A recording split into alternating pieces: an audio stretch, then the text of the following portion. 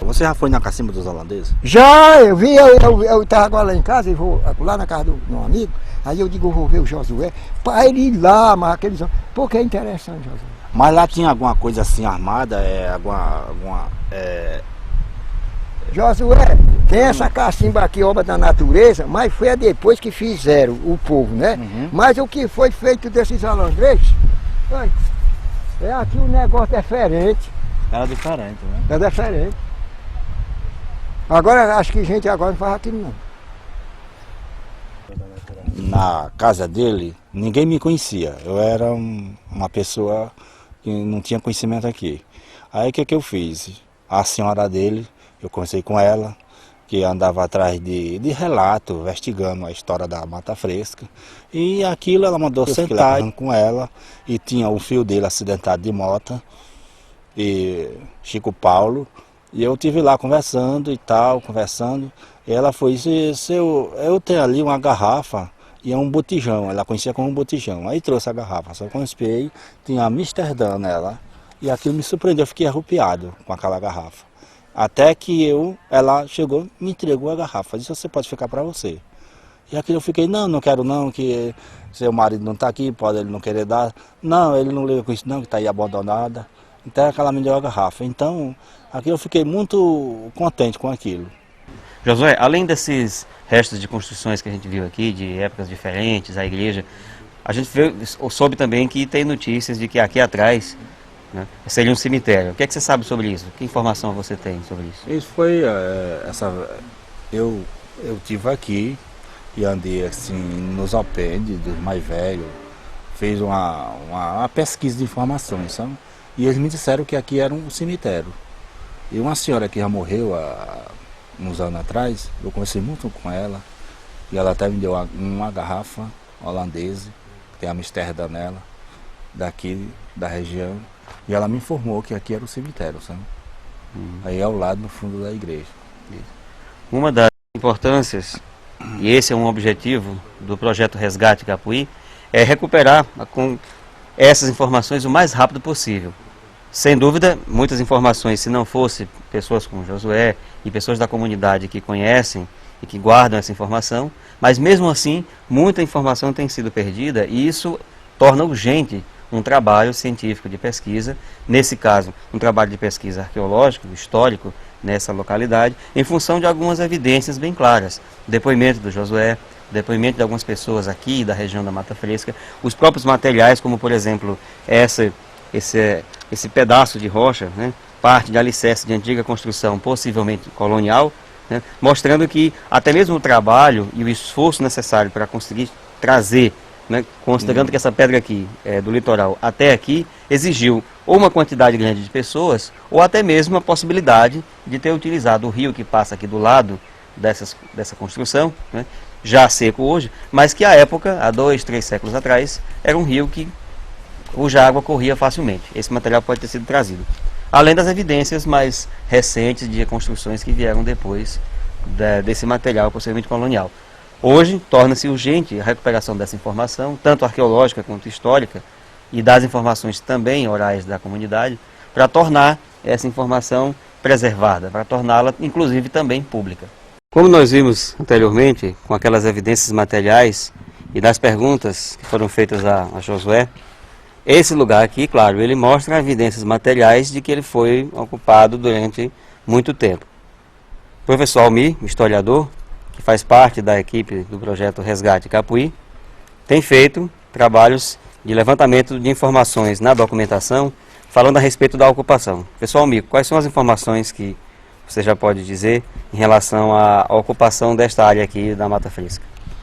Aqui a documentação que a gente tem indica que houve um distrito de entradas, um distrito militar de entradas para o sertão, e que desde a segunda metade do século XIX, que é o material que do século XVIII, que é o material que a gente tem levantado, indica aí a presença de um sargento-mor, Antônio de Souza Machado, que depois esse distrito também passa sediado aqui, ele passa a englobar até a barra do rio Mossoró, E também, já na 1775, esse distrito tem um alferes também, que é o Antônio Matias Pereira.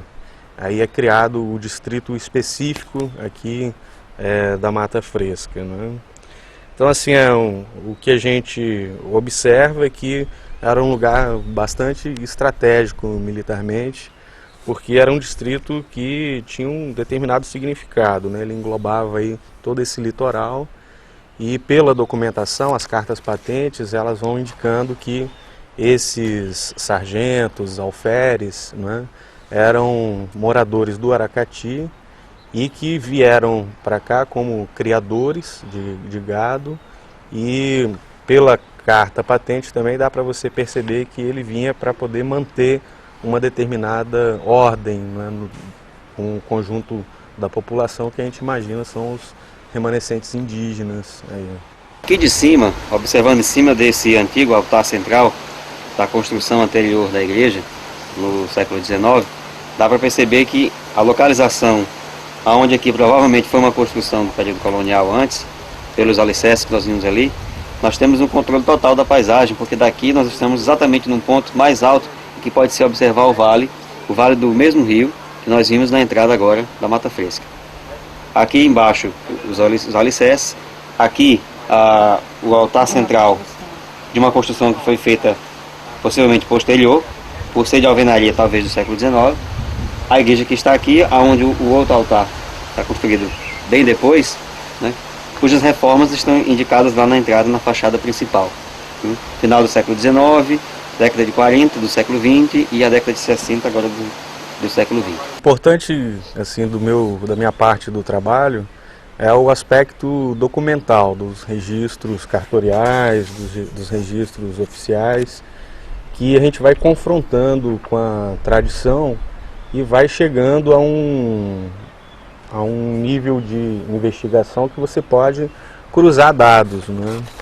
Então, assim, no caso da Ponta Grossa, por exemplo, o Josué colocou uma memória da família que lá teria sido propriedade de um senhor Rodrigues. Aí você vai na documentação, confronta e você encontra também o José Rodrigues como um capitão, né, de um distrito, aí já um distrito mais recente, 1800, criado lá na Ponta Grossa com o mesmo objetivo que era o distrito daqui.